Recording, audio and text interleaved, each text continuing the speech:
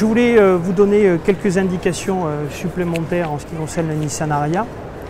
Maintenant, sur la partie bien sûr prix, délai, puisque je pense que tout le monde est plutôt quand même au courant de la problématique des délais que nous avons sur les véhicules. Aujourd'hui, le véhicule Ariya se décline en 3 versions. Petite précision, très peu d'options dans les véhicules sont suréquipés directement dès le départ. 63 kWh sur la finition, ce qu'on appelle Advance. La seule option possible, ce sont les peintures métallisées qui vont être Biton. Petite parenthèse d'ailleurs concernant les peintures Biton. La France a la chance de pouvoir avoir des appellations de peinture qui vont être purement typées avec des connotations japonaises. C'est la volonté au marché français et une demande du marché français, une demande de Nissan. Petite précision et rappel, ce véhicule-là est dans la couleur qu'on appelle Akatsuki Cooper. On va retrouver 5 couleurs qui vont être en monochrome et 6 ou 7 couleurs, j'ai un petit doute pour rien vous cacher, concernant la partie Biton. Je répète, 63 kWh Advance, on est sur une base de 46 400 €. Le modèle que nous avons en présentation ici, c'est le modèle intermédiaire, qui est le 87 kWh Evolve. Lui, on est sur une base de 58 400 €. Et enfin, dernier point, la version e-Force, en 87 kWh, on est sur une base de 60 400 €.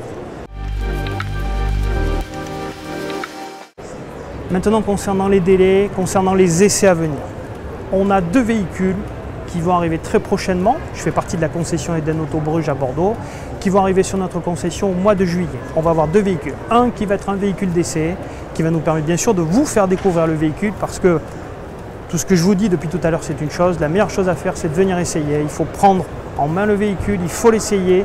C'est la chose la plus importante, parce qu'il aura beau avoir toutes les qualités techniques, il faut bien se sentir au volant. Et nous aurons bien sûr un deuxième véhicule qui permettra d'être présent dans le showroom. Nous avons d'ores et déjà enregistré des commandes depuis 1 mois et demi et nous avons eu plutôt des bonnes nouvelles la semaine dernière, c'est-à-dire que nous allons avoir les 2 premiers véhicules, notamment sur la base du 63 kWh, qui vont être livrés à nos clients courant du mois d'août. Donc ce qui permet bien sûr d'avoir des délais plutôt rapides. L'évolution et le développement du produit avec les productions va nous configurer la chose suivante. Les versions 87 kWh vont être plutôt dans une version qui va être une version livrable en fin d'année, et avec une bascule notamment sur le développement et le fait de rentrer dans la gamme sur la partie du 22 kWh, donc le chargeur embarqué pour améliorer à ce moment-là le système de charge, on sera plutôt sur la fin du premier trimestre 2023 pour avoir l'intégralité de la gamme. Bien entendu, et je le répète, l'important c'est de venir découvrir le véhicule en concession. Vous avez eu lors de cette présentation la possibilité de découvrir un certain nombre de choses, mais je le répète, la meilleure chose à faire, c'est bien sûr de venir s'installer à ce niveau-là. Comme je vous l'ai dit au début, bien sûr, lors de cette présentation, on a évoqué tout un tas de détails et plein de possibilités là-dessus. Je vais accueillir maintenant ma collègue, puisqu'il semblerait que nous avons quelques questions à ce sujet, et le but, bien sûr, c'est de pouvoir répondre. Bonjour à tous, bonjour Benoît. Bonjour. Alors, on a une première question qui est: quel est le principal atout de ce véhicule? Principal atout, moi à mon avis je pense que c'est plutôt compliqué de parler d'un seul atout, parce qu'en fin de compte c'est plutôt une belle révolution pour la marque, c'est plutôt une très belle évolution. On se retrouve avec un véhicule qui nous permet de passer un gap. Donc en fait je ne vais pas répondre favorablement à ta question, parce qu'il y a beaucoup de choses. Il y a le développement technique, il y a l'évolution du SUV 100% électrique, il y a la finition, il y a toute la partie technologique. Il y a un coup de crayon qui est plutôt affiné, donc c'est trop difficile de te donner une seule information. Voilà. Okay. Ensuite, prochaine question. L'Ariya est-il adapté pour un jeune permis? Est-il adapté pour un jeune permis? Bien sûr, si je me souviens ce que me disaient mes parents quand j'étais plus jeune, on va t'acheter ou tu t'achèteras un véhicule qui sera un véhicule à ce moment-là qui sera de faible puissance, parce qu'il faut te faire la main. Bien sûr qu'un jeune conducteur peut conduire ce véhicule-là, parce qu'on est sur une configuration qui va être une configuration boîte automatique, qui est d'une souplesse absolue. Donc je dirais que n'importe qui peut bien sûr conduire ce véhicule-là. Bien sûr, on va rentrer en ligne de compte, parce qu'on est obligé d'en parler, la partie budget, la partie mensualité qui rentre en ligne de compte et qui, sur un jeune conducteur et peut-être sur un premier budget, on aura quoi qu'il arrive un peu de décalage. Ouais. Mais par contre, la souplesse du véhicule et la facilité d'utilisation, tout le monde peut l'utiliser, vraiment, sans aucun problème. Et 2 autres questions qui Oui. viennent d'arriver. Oui, Partir en vacances avec l'Aria, Oui. c'est possible en électrique de faire de la route? bien sûr, c'est possible de faire la route. Les autonomies qui sont annoncées sont sur une base de ce qu'on appelle la norme WLTP, qui est la norme utilisée par tous les constructeurs. Donc les chiffres que nous annonçons ont reçu exactement les mêmes tests que tous nos confrères ou nos concurrents.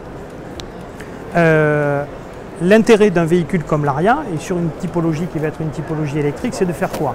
Ça va être de pouvoir planifier son trajet, puisque bien sûr la planification du trajet permet à ce moment-là d'aller chercher tout simplement un point de recharge. Il faut savoir que bien sûr le réseau, parce que c'est fort probablement aussi peut-être une des questions qui aurait pu être posée, le réseau se développe tous les jours. L'État français s'est engagé à développer, et c'est ce qui est déjà le cas, à développer énormément de bornes, notamment des superchargeurs, ce qui permet de faire quoi? Ce qui permet à tout moment de pouvoir se charger. Et surtout, dans la façon de se charger, on aurait tendance, et ce qui est logique, à vouloir faire quoi? Se charger en intégralité à 80%. Mais on n'est pas obligé. Si lors de ton trajet, tu es à 150 km de chez toi et que tu as un peu peur, si tu es sur un réseau effectivement qui va être un réseau à ce moment-là autoroutier sur ton trajet, tu t'arrêtes un quart d'heure. Si on est dans le cadre d'une famille avec 2 enfants, je connais trop bien l'histoire, hein, on est à peine parti qu'on a déjà la version quand est-ce qu'on arrive. Donc on peut à tout moment à ce moment-là s'arrêter, 10, 15, 20 minutes et récupérer à ce moment-là, pas forcément les 80 ou plus, mais on va récupérer 160 km. Donc on peut bien sûr aller faire une charge à ce sens-là. Si on arrive à un endroit qu'on a loué, on peut se charger avec un chargeur plus classique. Donc ce qui fait qu'on peut bien sûr, sans aucun problème, effectivement, utiliser ce véhicule pour tous les jours. Aussi bien sur des longues distances que sur des petits trajets. Ok, super. Enfin, on va avoir une dernière question. Oui. Qui est la principale. Quand est-ce que l'Aria arrivera-t-il en concession? Alors, on en a parlé un petit peu précédemment, mais pas de problème pour la récupérer, répéter. L'Aria arrive en concession, alors, courant juillet, parce qu'on se doit aujourd'hui d'être un petit peu plus large. Aujourd'hui, Nissan nous annonce entre le 15 et le 30. 2 véhicules arrivent à ce moment-là. Un véhicule qui va servir de véhicule d'essai pour faire quoi? Déjà, même si moi j'ai eu la chance de l'essayer sur un essai prolongé sur route, de se l'approprier un petit peu plus, de se former un petit peu plus sur le véhicule, en parallèle de pouvoir le faire essayer à tous nos clients. Nous allons recevoir un deuxième véhicule en même temps, avec quelques jours de décalage, qui va permettre d'être présent à ce moment-là dans le showroom. Comme je l'ai précisé aussi tout à l'heure, nous avons la chance aujourd'hui d'avoir déjà des véhicules qui sont produits. J'ai oublié de préciser une chose, ce véhicule-là, la gamme Nissan sur la partie utilitaire est fabriquée en France, tout le reste de la gamme VP est fabriqué principalement en Angleterre. Ce véhicule-là, de par cette technologie-là, lui vient directement de l'usine de Japon parce que c'est l'usine purement technique de la marque. Donc ce qui fait qu'on va avoir des premiers arrivages à ce moment-là qui vont être en juillet, ensuite en fin d'année, et l'évolution que j'évoquais, 87 kWh à chargeur 22 kWh embarqué, ça va être à partir de mars à ce moment. D'accord, super. Merci c'est bon pour toi pour tes réponses. Ok. Et merci à vous pour vos questions. Merci. Il est temps maintenant pour nous de vous laisser. Je tenais à remercier bien sûr plusieurs personnes qui m'ont permis de procéder à cette présentation. D'abord remercier les personnes du marketing de chez Eden Auto qui m'ont permis de faire état et de faire une présentation. Remercier en même temps l'équipe technique. Un petit clin d'œil à tous mes collègues. Et puis on se voit bientôt et surtout n'oubliez pas, arrivez très prochainement de l'Aria, donc on vous attend très nombreux. Merci à vous, bye bye.